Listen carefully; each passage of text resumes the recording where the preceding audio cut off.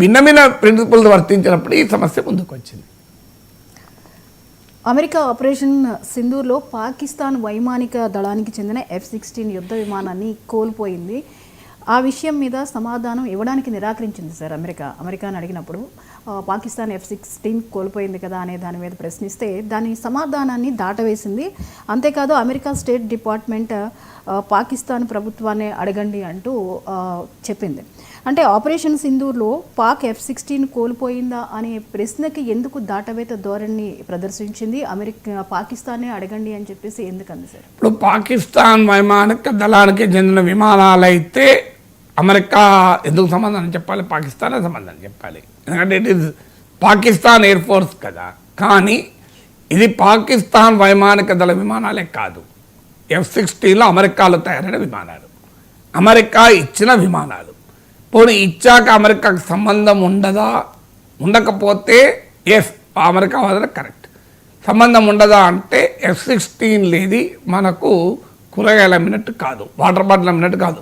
ఇప్పుడు ఒక ఈ వాటర్ బాటిల్ ఎవరో మనకు అమ్మారు, అమ్మినోడికి ఏ సంబంధం ఉంటుందో దీంతో? ఏం సంబంధం ఉండదు. ఈ వాటర్ బాటిల్ ఎవరో అమ్మినోడు తయారు చేసిన కంపెనీకి ఒక్కసారి మనం కొనుక్కుంటే ఇది మనమే. ఈ బాటిల్లో మనం కావాలంటే ఇది దీనికి కవర్ తీసేయచ్చు, లేదంటే దీన్ని మనం ఇట్లా మొత్తం ఇరొక్కటి కూడా పెట్టచ్చు. We have complete authority on use, abuse, misuse of water bottle. నేను వాటర్ బాటిల్తో ఇలా కావాలంటే తాగొచ్చు, లేదా ఈ వాటర్ బాటిల్తో నా కోపం వచ్చి కెమెరామెన్ కొట్టచ్చు. నేను కెమెరామెన్ కొట్టినా ఈ వాటర్ బాటిల్ అమ్మినోడు రాడు. ఈ వాటర్ బాటిల్ నీకు తాగటానికి ఇచ్చాను, నువ్వు ఎందుకు కెమెరామెన్ కొట్టావు, దీంతో నేను కెమెరామెన్ కొట్టడానికి వాడకడానికి నేను ఇవ్వలేదు కదా అని వాటర్ బాటిల్ అమ్మినోడు వస్తాడా? రాడు. నువ్వు ఏం చేసుకుంటావు వాటర్ బాటిల్తో వాడికి సంబంధం లేదు. నువ్వు దీన్ని పేపర్ వెయిట్గా వాడుకుంటావా, మంచినీళ్ళు తాగడానికి వాడుకుంటావా, కోపం వచ్చి కెమెరామెన్ పాపం కెమెరామెన్ కొట్టడం నా ఉద్దేశంగా చెప్తున్నా, కెమెరామెన్ కొట్టడానికి వాడుకుంటావా నీ ఇష్టం, లేదా ఇలా గేమ్ ఆడుకుంటావా నీ ఇష్టం. సో వాటర్ బాటిల్ ఒక్కసారి అమ్మితే కొనుక్కున్న మనం దీన్ని ఏమైనా చేసుకోవచ్చు. కానీ F-16 అలాంటిది కాదు. F-16 అత్యాధునిక యుద్ధ విమానం. అది అమెరికా పాకిస్తాన్కి అమ్మేటప్పుడు ఎండ్ యూజ్ అగ్రిమెంట్ అని ఉంటుంది.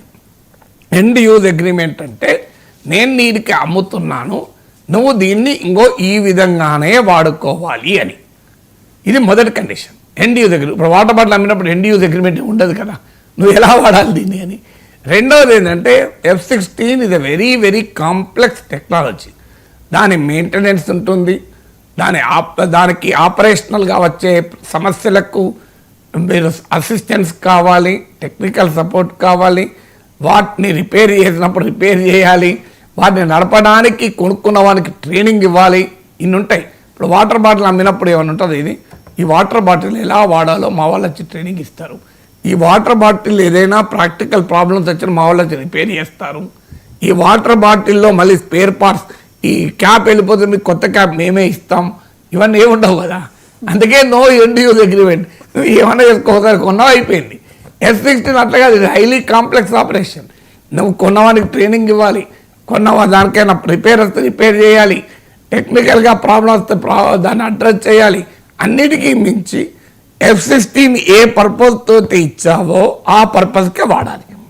ఇవన్నీ చేస్తానికి ఆ F-16 అమ్మిన వారు కొన్నవారి వద్దకి TSTs అని పంపుతారు, టెక్నికల్ సపోర్ట్ టీమ్స్ అని. ఈ టెక్నికల్ సపోర్ట్ టీమ్స్ అంటే అమెరికన్ కాంట్రాక్టర్స్ మీకు పాకిస్తాన్లో 24/7 ఉంటారు. ఒకరు ఏదో గంటదే మర్చిపోవడం కాదు, వాళ్ళు F-16లు ఉన్న చోట ఉండి దాన్ని కరెక్ట్గా వాడుతున్నారా లేదా, దాన్ని వాడడంలో అసిస్టెన్సే కాదు వాడుతున్న తీరును కూడా పర్యవేక్షిస్తుంటారు. ఈ F-16 అమ్మిన కాంట్రాక్టర్ల ద్వారా పాకిస్తాన్లో F-16 యుద్ధ విమానాలు ఏమి చేస్తున్నాయో సంపూర్ణ ఇన్ఫర్మేషన్ అమెరికాకు ఉంటుంది. అందువల్ల ఉండదు అని అమెరికా అనే అవకాశమే లేదు. సో ఎందుకంటే అమెరికా చెందిన testing technology support teams ground పైన ఉంటాయి, వాళ్ళు అసిస్ట్ చేస్తారు. ఇప్పుడు ఉదాహరణకి F-16 పాకిస్తాన్కి ఎందుకు ఇచ్చారు? తీవ్రవాదుల పైన పోరాడటానికి ఇచ్చారు. విచిత్రం ఏంటంటే దానికి తప్ప అన్నిటికీ వాడుతుంది పాకిస్తాన్, ముఖ్యంగా ఇండియా మీదనే వాడతారు. ఇండియా మీద వాడడం ఎలోడు కాదు, కానీ అమెరికా ఏమీ అనదు.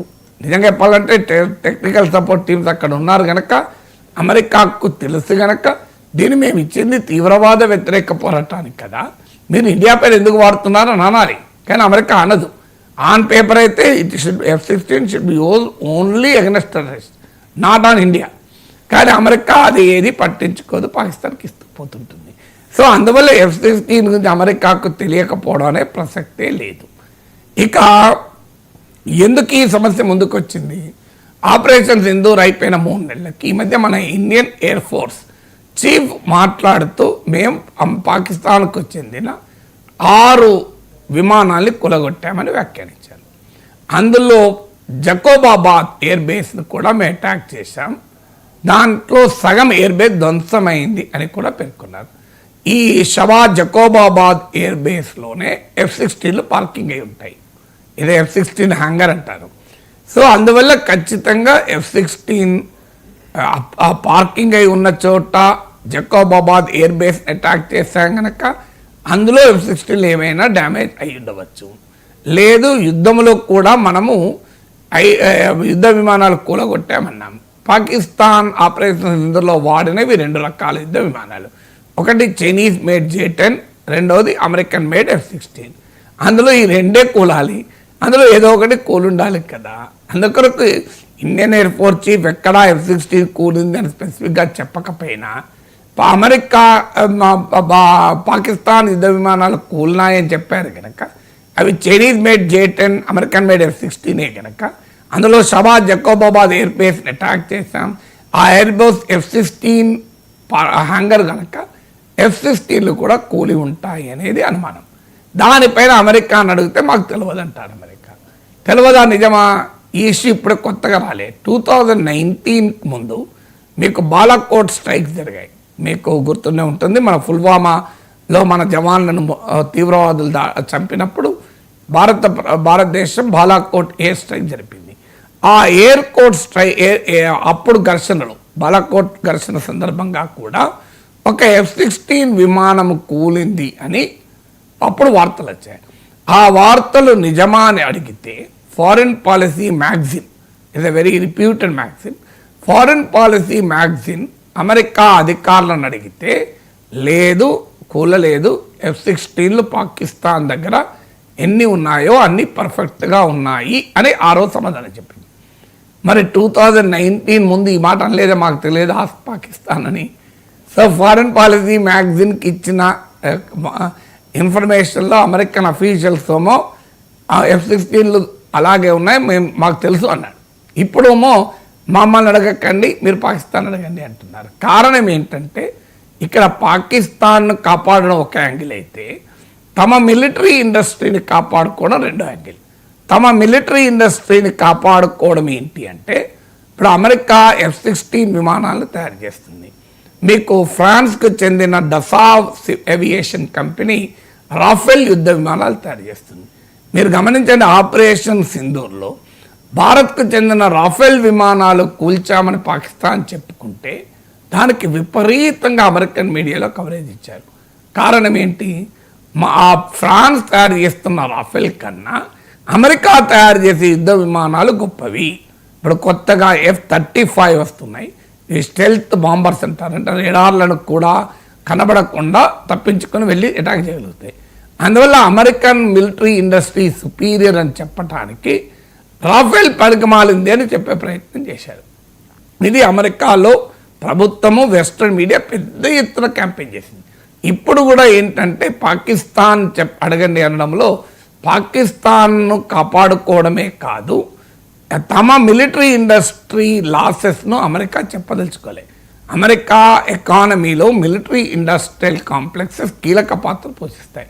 అందుకే ప్రపంచంలో అనేక యుద్ధాల్లో అమెరికా ఇన్వాల్వ్ అయి ఉంటుంది.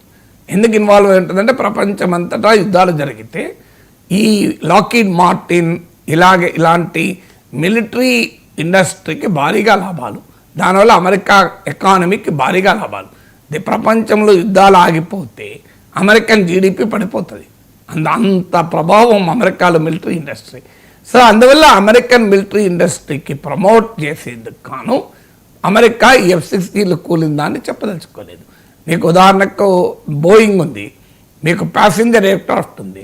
ప్యాసింజర్ ఎయిర్క్రాఫ్ట్లో 2 ప్రధాన కంపెనీలు, మిగతా కంపెనీలు ఉన్నా అవి అంత సిగ్నిఫికెంట్ షేర్ లేదు. 2 ఒకటి యూరోపియన్ సంస్థ అయిన ఎయిర్బస్, అమెరికాకు చెందిన బోయింగ్. మీరు గమనించండి, ఈ మధ్య ఎయిర్ ఇండియా బోయింగ్ విమానం కూలింది. ఎక్కడన్నా ఆ విమానం కూలింది అన్న దాంట్లో మీరు యాక్చువల్ రిపోర్ట్ ఇప్పటికీ రావడం లేదు. ఎందుకు? పైలట్ తప్పు వల్ల కూలింది అనే ఒక నెరేటివ్ బిల్డ్ చేసే ప్రయత్నం చేస్తున్నారు. కారణం బోయింగ్ని కాపాడుకోవాలి. ఎందుకంటే బోయింగ్ అమెరికా కంపెనీ. స్పెయిన్తో అగ్రిమెంట్ కుదిరినా బోయింగ్లు కొనమంటాడు. ట్రంప్ యూకేతో అగ్రిమెంట్ కొన్నా బోయింగ్లు కొనమంటాడు. ఇండోనేషియాతో ట్రేడ్ డీల్ కుదిరినా బోయింగ్లు కొనమంటాడు. ఈ మధ్య స్పెయిన్, యూకే, ఇండోనేషియా 3 దేశాలతో కుదిరిన ట్రేడ్ డీల్లో భాగంగా బోయింగ్లు కొనడం కూడా ఉన్నది. ఎందుకంటే ప్రపంచంలో ప్యాసింజర్ ఎయిర్క్రాఫ్ట్ ఇండస్ట్రీలో నెంబర్ 1 పొజిషన్లో ఎయిర్బస్ ఉంటే నెంబర్ 2 పొజిషన్లో బోయింగ్ ఉంటుంది.